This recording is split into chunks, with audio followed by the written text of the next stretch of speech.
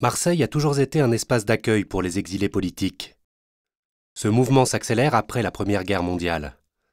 De 1921 à 1926, les Russes blancs débarquent à Marseille, fuyant la prise de pouvoir par les bolcheviks.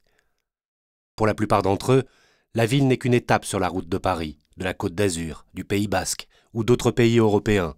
Quelques centaines séjournent tout de même dans des camps d'accueil. À la même époque, en novembre 1922, Marseille connaît un afflux massif de réfugiés arméniens, victimes des massacres de 1915 et de l'éclatement de l'Empire ottoman.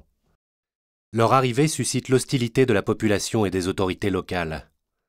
Concentrées dans le camp Odo, ces populations déshéritées comptent un grand nombre d'orphelins et de personnes âgées. Les Arméniens travaillent d'abord dans les raffineries de sucre ou sur les docks avant de s'installer comme artisans dans la cordonnerie, l'épicerie ou la coiffure.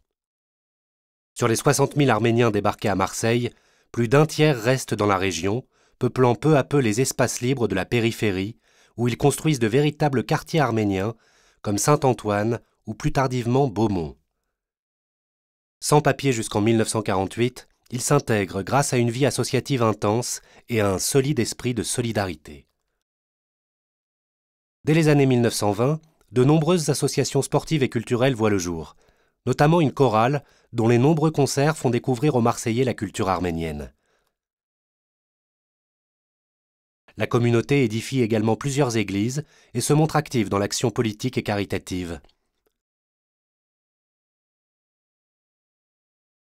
Marseille devient aussi un lieu de refuge et de transit pour tous ceux qui fuient les régimes totalitaires.